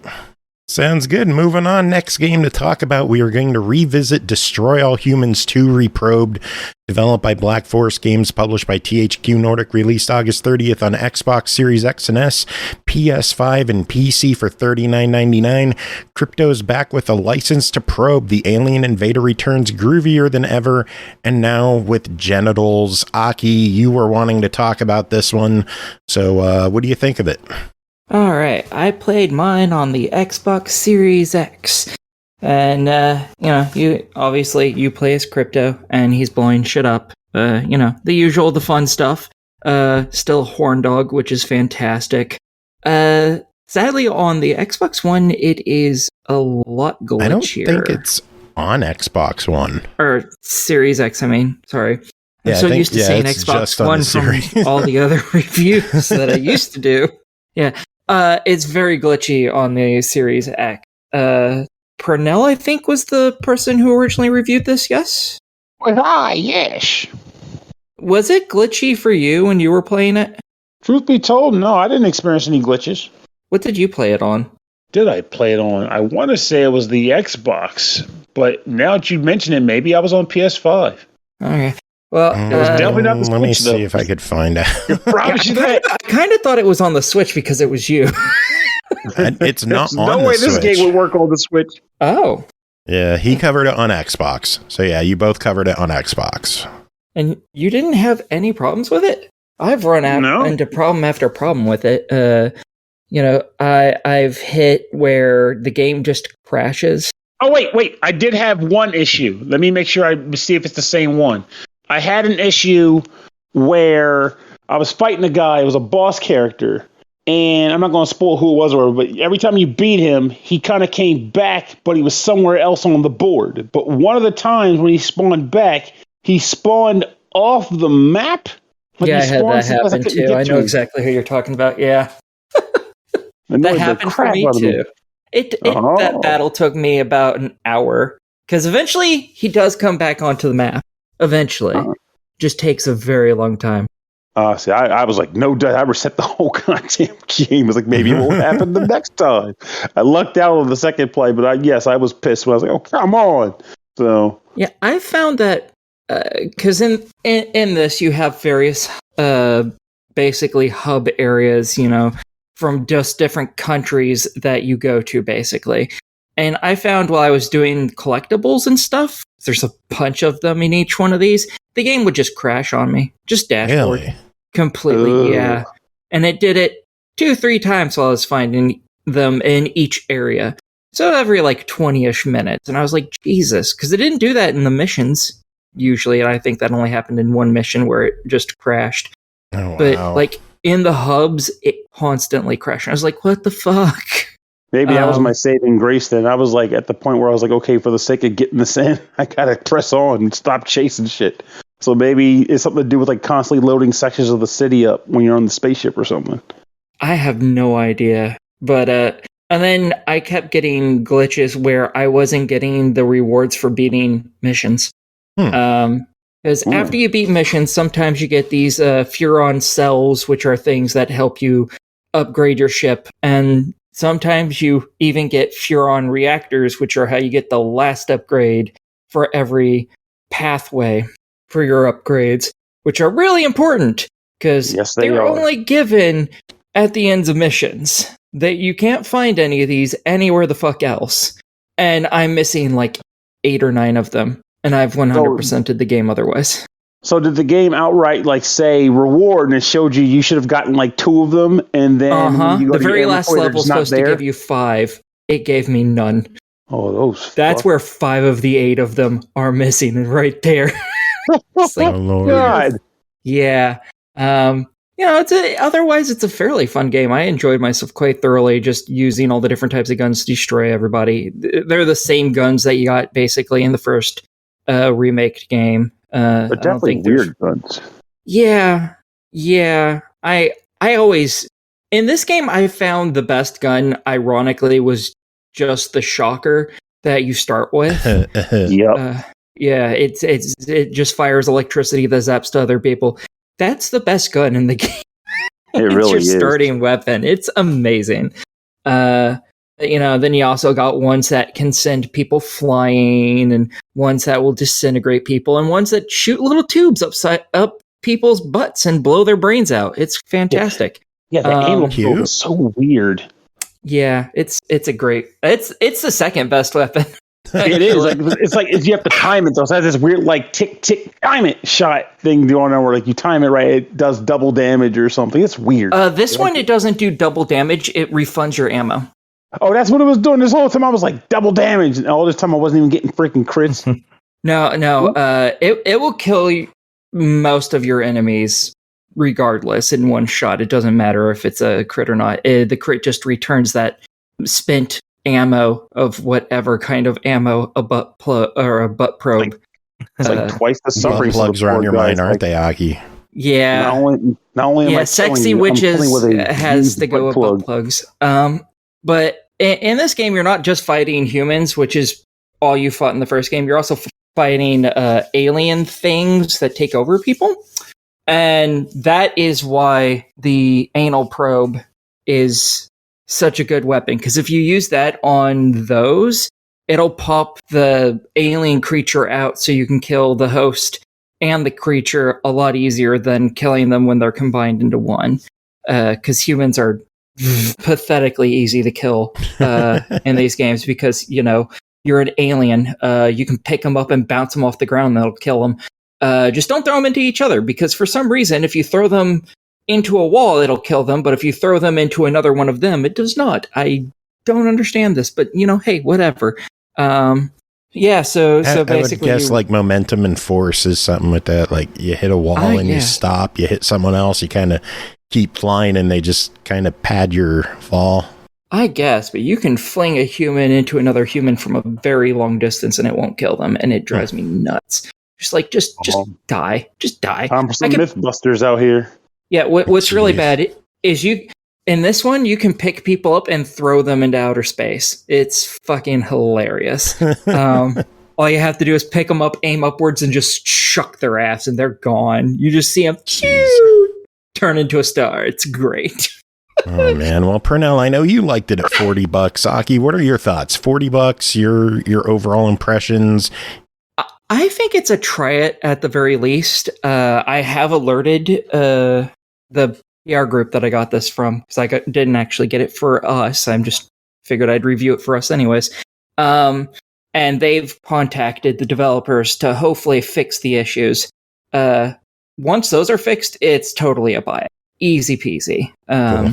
Because I know lots of people, when you play a game like this, you really want to level everything up just so you can just obliterate everything. It's called Destroy All Humans for a fucking reason. Yeah. Give us everything so we can cause as much carnage as possible. And right carnage. Now, the moment I said that, I was like, God damn it. So, once they fix it to where you can get all the upgrades like you're supposed to, 100% buy it. Because it's so much fun just to destroy everything. This game also had something that was it's missing something that I'm glad it's missing, and it has something that I'm glad it has that was added to it. They did not add challenges into this. Apparently there's a piece of DLC that lets you get challenges or something. Thank God they're not in there, because I couldn't, in the first game, I could never beat any of those with a decent score ever. I was terrible at them. And there was a lot of achievements in the first game behind those. And in the second one, in this game, what they've added is after you finish a level, you can go back into it. If, like, say you missed any of the optional objectives, which also give you an extra cell for each one of those you finish in every level. When you go in to replay the levels, you can give yourself infinite health, infinite ammo for you and your saucer, the ability to hover, gate yourself wherever you want, and they even give you a companion ninja that just poofs around and throws like 3 shuriken at once and just obliterates people in a single hit. So you can have all of those. It doesn't affect the achievements or anything. You just have to finish the level the first time, and then you can go back if you missed any extra objectives or anything, and just have all that on and blow right the fuck through it. Because even your weapons that are like, oh yeah, this gun, like the first weapon you have, your shocking weapon, it has a battery. This is basically. A long verdict, by the way. This is I know. It has basically a recharge instead of ammos, and it just keeps it at max, which is nice. Nice. So yeah, I like that. That's all. Cool. Next game, River City Girls 0. Developed by WayFoward, published by WayFoward and Arc System Works. Released September 13th on Xbox One, Series X and S, PS4, PS5. September 22nd, it will be out on Steam for $14.99. Join Kunio, Riki, Misako, and Kyoko for bone-crunching 16-bit co-op beat-em-up action newly translated and released outside of Japan after 28 years. The original 1994 graphic soundtrack and gameplay are augmented with new motion comic cutscenes, a new animated intro, and new music. Pernell, what are your thoughts on River City Girls 0? This one actually kind of surprised me because despite the mounds of fervor that the world seems to have over the River City Girl games, I actually never bothered with this one. Specifically because I was like, oh, it's a re-release and I'm trying to look forward, not back. So I was like, okay, good excuse to save some money. You always look back. That's where all the best games are. What the fuck? No, you got to look forward. You got to look way forward. Oh. Bop-a-dub, Christ. All right. So yeah, that was painful. We've got that excellent dad joke out of the way. But the thing about this was I was interested in when I got the code for free and I got a chance to play it was the realization that it bears some interesting similarities to some other SNES games I played back in the day, and even an NES game. So, for those who aren't in the know from back in the day, River City Ransom and Double Dragon were done by the same development company. They were just published by two different companies in the States, so a lot of people didn't pick up on that. But it was Technos Japan. So, the moment I started playing around with this game, I noticed two strange similarities. One, that the life, quote-unquote, live system is similar to what was done in Double Dragon 3, The Sacred Stones on the NES, which was interesting to me because it felt like a natural progression that they use in their development since Super Double Dragon didn't do that. It went back to the traditional live system in that game. And then the second thing is that the combat reminded me of Super Double Dragon minus the counters. So I'll get into why and how in a second, but I just wanted to point those two interesting tidbits out. So the premise of this game is that Ricky and Kunio get framed for a crime they didn't commit, get sent to juvie, and somehow in the course of 2 days that they're spending in there, all hell breaks loose outside of the juvenile detention center. So they break out, try to figure out who framed them, and in the process they come across their two respective girlfriends, and they join them as well to kick butt and do things as Megan McDuffie's song says, they kick butt and stuff. Combat in this game is surprisingly straightforward. So you have a punch button, a kick button, and a back attack button. You are able to do jump kicks, typical for these kinds of games. And you can initially that's all you can do is you can punch, you can kick, back attack, and jump kick. And at first I was like, this is kind of dumb. Even the classic Double Dragon games let you do more than this. But then what ends up happening is for some reason they decide to gatekeep, lock the other abilities behind getting your uniforms back because you start out in prison garb. But over the course of the early part of the game, you eventually get your clothes back, your school uniforms. And once you get those back, your move repertoire opens up a fair bit. Because then you're able to do grab moves, the typical, punches or knees to the groin while you're holding a guy. You can throw him over your shoulder. You can get down on top of him and start punching them or stomp them while they're on the ground. And most importantly, you get special moves too. By holding down one of the bumper buttons and then pressing one of your 3 attack buttons, punch, kick, or back attack, you'll do a super version of that attack for that character. And whereas most of the other moves are shared across all the characters, with one exception, which I'll mention in a second, the special moves are unique to them. And unlike a lot of... Oh, there it goes! Shit! But unlike with a lot of other games of this genre, the special moves actually don't take your health. You can use them as much as you want. So if you can get the timing right, go hog frickin' wild. And you might want to, because this game ain't easy. So eventually you'll get the girls, and they'll team up with you too. And they play similarly to Ricky and Kunio, but for some reason they actually are not able to get on top of a person and punch them. I don't know why. And if I remember correctly, I don't think they can grab and throw either. Maybe, honestly, it might be. I just thought it was weird that they can't do it. It's like, they get down just like the guys do. Why can't they get on top of a guy and punch his face out? I'm just kidding, but... No, it is weird. But that's like the primary thing I felt that was different between them. And you don't have any actual lives because, like I mentioned regarding like how Double Dragon 3 did it, you have access to all 4 of the characters. I played single player. I'm guessing in 2 players you can only choose between one or the other for one of the characters, like the Ricky and his girlfriend or Kunio and his girlfriend. And I'm saying it that way because I don't know who's seeing who, so I don't know which name goes for which. Because god damn it. But when you're fighting with them, they take damage, and it gets attributed to their specific health bar. At any particular time, you're able to press a character swap button and go to the next person in the roulette of characters. So it'll be like Ricky, then Kunio, then Misako, and then Kyoko. Boop, boop, boop. And you can pretty much spread the damage across their respective life bars. However, if one of them gets KO'd, your game is over. It doesn't matter who. You don't get to just be like, 1, 2, 3, 4, all 4 are out. No, one person gets KO'd, that's your instant into your game, and you have to continue. Earns. So yeah, I mentioned. Now you know why I mentioned Double Dragon 3, because for many that have played that game, they know that is the hardest Double Dragon game they ever made. I fucking hate Double Dragon 3, by the way, because of only having one life bar. Yeah, one life bar per character, and once it's gone. After Double Dragon 2 and how amazing that was on the NES, going to Double Dragon 3 was like such a step backwards. I hated it. The sad part to me was like, I loved 3. I just hated the life system because it made the game brutal. But the game, I couldn't get anywhere in the game, so I couldn't, like, even probably still today, I can't probably get that far in it because it's fucking hard. It's all about my man with the belly flop. Just cheese, cheese, cheese. Funny thing is, with this game, though, some of the issues that game had, aside from the live system, are present here, too.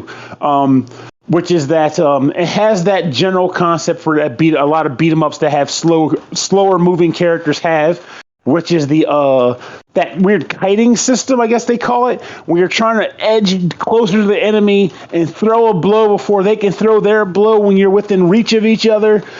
And since your character's movements are slower, like you'll hit the attack, but you're like, I'm going through my punch now. The enemy's like, oh, fuck you.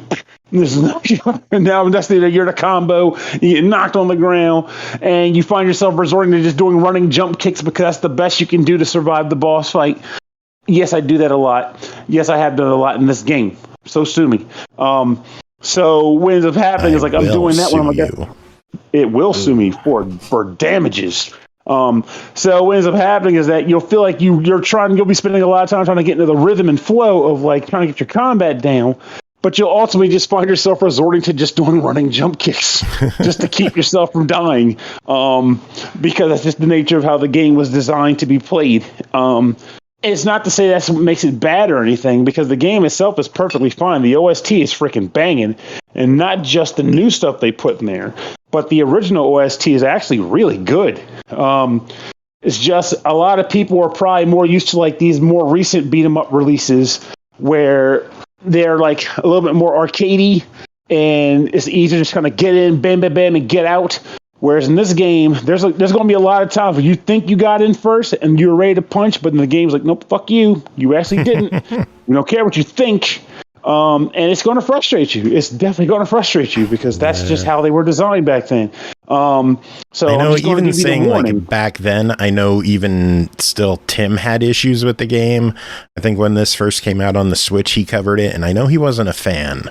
Yeah, it's probably for the same reason. Yeah, because like that's a design. That was a design type that a lot of beat 'em ups in the late '80s, early '90s had, which was weird. But I don't know.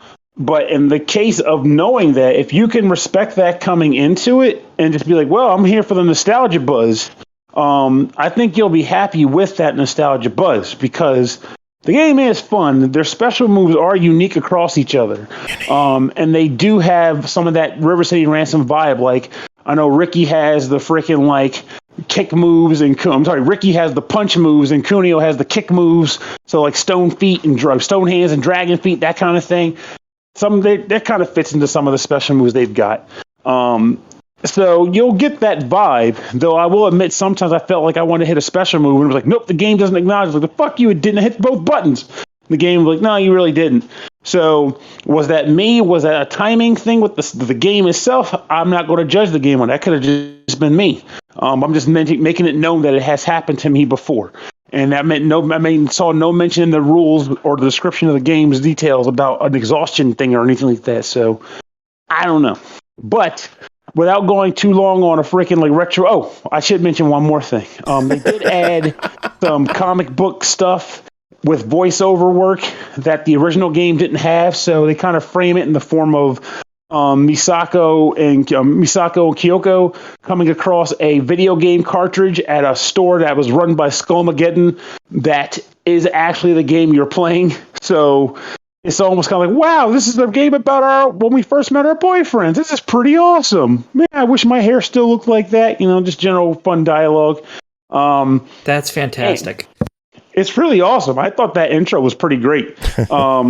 So stuff like that's pretty cool. They have you can get a digitized version of the manual from the original release inside the game. They have the intro song that she sings that they added to the game, including an intro video, like an animation video.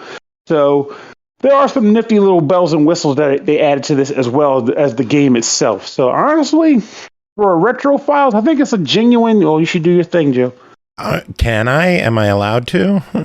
If you would like to, if you want. $14.99 on River City Girls 0. What do you say? I would say it's a buy, to be perfectly honest with you. It is a solid retro time. If Tim were here, he'd be like, no. No. Yeah, that's the thing. I mean, the thing is, and I feel like his take on it is 100% legit. It's just there's two schools of thought on it. It's this: would I have played this and enjoyed it during its time? And the answer is yes. I would have very much enjoyed this game back in the day, and it holds up in that frame. I'll tell you flat out. Yeah, the whole kiting thing annoys the shit out of me. But I get it. And if I were playing a retro game today, like, man, remember when we played this Double Dragon 2 or Double Dragon 1? Let's go play it again. Despite whatever flaws I had with the games back then, and I did have flaws with those games despite loving them, I'd still play them and have fun with them right now. Cool. All right. Can I add one thing to this? Yeah, go for it. Add two things. I just want to add one thing. I just wanted to give a shout out and an RIP to the River City Ransom creator Mitsuhiro Yoshida, who passed away in this month. Yeah, great contributor. Yeah, great contributor to video games in general, and yeah, he brought us Americans anyway. River City Ransom, Super Dodgeball, Downtown Smash, Dodgeball. Crashing the Super boys. Ball, I guess. I don't know. The list goes on, but he's the creator of Kunio, and yeah, we'll miss him greatly. Yeah. All right, Anyway. well, moving on. Next game to talk about is Castle Walker, developed by Alexandr Bondarenko, published by Desert Water Games, released September 9th on Xbox One and Series X and S, as well as Windows 10 for $4.99 each. They have separate achievement lists. Castle Walker is a retro-style classical action platformer where you play as a young mage who must fight with hordes of monsters and defeat the ancient evil. You and other adventurers were invited to conquer the castle on a hill, fight bosses, gain new abilities, and defeat ancient evil. Chris, did you defeat ancient evil? I defeated some evil. I don't know how ancient it was or how much of it. I'm sorry, I missed some of that intro. Did you say there was like two games? No, it's separate achievement list for Xbox. There's separate achievement on Xbox One and Series X, and then a separate achievement list for Windows 10. Oh, so okay. it's just the game released twice. So it's you gotta buy them both if you want all the achievements. Oh, that's how they get you. I guess they have failed to so far, but but the game itself, yeah, we can talk about that. So yeah, Castle Walker. So this is a kind of a 8-bit console / DOS kind of throwback action game. As soon as you load this one up, you're definitely going to get some Castlevania vibes from this.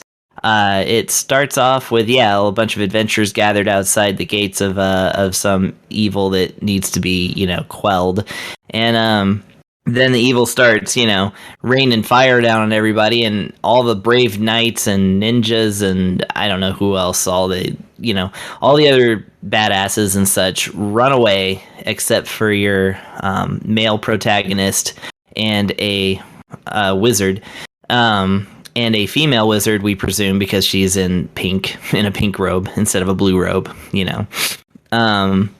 And yeah, they go adventuring together. You can kind of follow the girl around as she goes through the level because, and it kind of serves as a tutorial. But you don't need a tutorial. The action is so straightforward in this. It is, walk from left to right and shoot your badass beams at enemies and destroy them. All feels really good and stuff. And, you jump platforms. You pick up potions, which give you various power-ups. And you could either do like a regular attack or like a stronger attack, but the stronger attack, of course, takes up some mana. But you can restore your mana over time, even while you're attacking with your normal shot, and you can also restore it through drops of potions and such. So then you go through this first tutorial stage and you fight a boss and then end up facing against this ultimate evil who proceeds to immediately kidnap the girl mage and not only just completely wrecks you out of the stage and into like another stage, but like the things happen and you end up losing your arm. And so, dang. So you're now one-armed wizard, at least I presume, because again, he's covered with a cloak, but you can definitely tell something has happened that has reduced his power greatly. Now he has a weak regular shot that doesn't take up any ammo, and his special attack is basically about the same strength as his regular attack was when he was, at his full powers there. So then the true game begins, where again you go through these levels. I mean, literally they draw lines on a map leading up to a big dark castle in a map screen between levels. Like, it's so Castlevania. Fortunately, though, the music is also Castlevania-ish, and it's really, really good. But anyway, yeah, as you run and jump and, defeat enemies, try not to die, you get basically about one checkpoint per level. However, the levels can be quite long, so even though you do have infinite lives, it is a bummer to die because then you have to start quite a ways back. But you do have like 5 hits that you can take, and I hope that there's a way to like raise that amount. I have not seen it yet, but there's a lot of hidden stuff in this game, so I imagine there's got to be something out there. And every time you beat a boss, you get a new stone added to your staff, which I guess was also weakened in the attack, and that gives you another sub power which you can use. So you start off with a strong shot, and then eventually you get a fairy that will come down and double your shot, basically like an option ship in Gradius or something. And then you get like a circular fireball thing, which is a little bit of a shield, a little bit of a fireball. Really, really great for uncovering secrets because it will bash down walls if they're weak. And you'll find the wall turkey underneath. I'm just kidding. It's more potions. And then you face off against the bosses, which tend to be about the size of the room. They're actually kind of easy. I'm not complaining, of course, but I was like, big boss comes in and like fills up the whole room, but then you're like, oh, I can see these moves coming from a mile away, and plus he's weak to the actual item that I got at the beginning of this stage. So anyway, this game is like really, really cool. It's not fancy pants. I do like some of the moves that they pull with this one. Possibly my favorite one because you kind of half expect this game to have a double jump, and it does. The double jump is an upgrade that you get from drinking a potion. There's a double jump potion in this game, and I'm endlessly charmed by that. So there you go. Well, the game's $5. What do you think? Yeah, it's $5. Yeah, $5 is easily worth it. It's I would say normally a game that looks like this, kind of 8-bit style, and is clearly a platformer with basic actions, and that tends to get overlooked for the $5 range. But this one I think is worth your time more than the others. So go ahead and pick this one up. At the very least, go listen to the soundtrack because it's pretty darn good. Cool. All right, one last game to talk about tonight is called Catmaze, developed by Redblack, Spade, published by Ratalaika Games, released September 9th on Xbox One, Series X and S, Switch, PS4, PS5 for $9.99. Age-old tales will come to life in the unfortunate adventures of Alesta, a sorceress whose courage guides her through the world of the dead. Embark on a heroic quest that will take Alesta through gloomy marshes, quaint villages, and deep forests, and challenging battles with dangerous mythical beasts. Pernell, tell us about Catmaze. Catmaze involves you basically being a little girl who is a witch living in a house with her mother. And through a series of events, you eventually come to discover that your mother had to go away. I won't tell you why, because that's the point of narrative, I guess. And it is your desire to rescue her despite all odds, which then in turn puts you on a quest to acquire, enough power to go to the place and defeat the thing that is resulting in keeping your mother away from you. That becomes the quest of Catmaze. It is a Metroidvania style game where you are traversing a series of interconnected rooms to, fulfill obligations, discover items that will in turn potentially allow you to get to other places and do more things. In this particular game, however, the other things come in the form of familiars.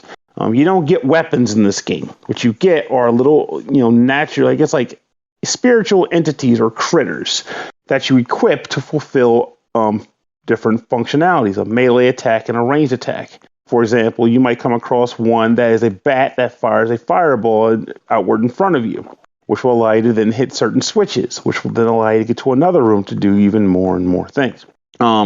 Over time, you'll also come across, scrolls that kind of modify what they can do and make them a little bit more improved or better. Though, unfortunately, the game doesn't tell you what scrolls you found. So, if you have a bad memory and you don't happen to remember how you've upgraded your little walking bat ranged attack familiar, tough shit. You better figure it out some other way because the game won't tell you that. You also are able to acquire additional items in the form of healing potions that will either buff your stats or like the teleport and things of that nature, or the actual equipment item, which comes in the form of amulets. Amulets can augment your strength, your defense, or your speed, depending on which amulet you're wearing. And the amount of which it benefits you comes based off of a little meter in the upper left corner of the screen, where as you kill enemies, you'll get little crystalline shards that will fill it up. The more filled up it is, the more powerful your amulet's effects are, whether it be your strength level being higher, or your defense level being higher, or the speed level being higher. So the less damage you take, the longer it stays. And while killing things, the more filled up it is, and the more effective your combat will be. It's funny because musically the game is fun, or is good. Gameplay, though the game is also fun. You'll have a good time with it. Here are the rubs, though. First of all, in the early part of the game, you're going to be pulling your goddamn hair out because the game does have some bits and pieces here and there where it's like, here's a question mark. You might want to go there. But for the most part, early on, the game's like, hey, I want you to do this thing. It's on the west side of the map. And you're like, okay, cool deal, buddy. And you're trying to figure out where to go. There's tons of paths you can take, even early on in the game. Whether or not you're going the right way, who the fuck knows? And there's not much in the form of map iconography to give you an impression of anything. So the only bet I had that I could work with was rooms I didn't explore yet, to the point where in some cases I would go across a zone, realize that that's not where I wanted to be, and I would reset the game so that it would not fill in the zone of the map I discovered I couldn't go to, and ignore it. Because I use that to let me know there's something over there. And I don't want to forget that it's over there, which I will if I can see the map filled in without any markers indicating there was something in that room that I never picked up. Would have been nice if they put a little exclamation point for rooms that have items in them that you didn't pick up or acknowledge the first time you were there. But they did not. So a little frustration nation there. But at least as far as the initial exploration bit goes, once you start finally coming across some abilities, you'll start to feel a little bit more free. Because even though you'll still have to figure out where to go next, even though the game does occasionally give you some question marks, it's just not the same as it could be otherwise. you'll at least feel like you have a little bit more ability to experiment and play around with where you're going to try to go. Just know that you are going to be struggling to remember certain things you came across down the line. So just prepare yourself for that shit. But again, musically, the game is good. Graphically, I think the game is good. It's a very charming art style to this game. And I do like the idea of equipping different familiars for my attacks. I wish more games did think like that, to be perfectly honest with you. That was what made me want to play the game in the first place. Though I did chuckle at the fact that, despite the fact that the game is called Catmaze, it does have cats in it, by the way. It's not like they're not in the game at all. But I was expecting to equip cats to get my abilities, not these other familiars. I was like, oh, where's my fireball cat? Where's my freaking rocket cat? Nope. More like bats and spiders and things like that. But it's okay. It's okay. There are at least cats within this maze, so the name isn't a lie. It's just I misplaced the meaning of the name. So I feel like at the end of the day, this is a good. I'm assuming this is like, I don't know. It's definitely an indie game because Ratalaika and all. Whoever designed this game, I feel like you're onto something. This is a good effort, and I'm glad I'm playing it. It's a solid time. I hope you keep doing more work in this field, because I look forward to seeing what other games you come up with in the future. Just leaving you a heads up, though, please provide more ways to track shit that you left behind, or just to be able to keep track of what the hell I'm doing, especially for ADHD people like myself. Well, the game's $10. What are your official thoughts on that? I think it's a high-end try. I'm even leaning towards a buy it. It's a good game, good music, and thematically, I think it's great, too, with all the familiar summons and stuff, so... You know what? Fuck it. Give Official it a buy. thoughts. Give it a buy. Lean in on it. Fine, we'll do that. Good. All right, we're done. That's it for this episode. We made it through another one. Huzzah, indeed. Thanks to the three of you for being here. Also, thanks to Tim and Brooke for coming on and doing their thing. Big thanks to Leo for coming on and chatting about Onsen Master, Aki. What did you think of him saying it's Onsen Master? Blasphemy. All right, good enough. Does music, we're going to wrap up with some more Final Fantasy Mystic Quest, since that is what Leo enjoyed. And does anyone have any final words to end the show? I'm actually struggling right now. You always struggle. It's fine. No, I don't. I'll have you know, I'm a wordsmith. Oh, God, Monday I'm stopping it now.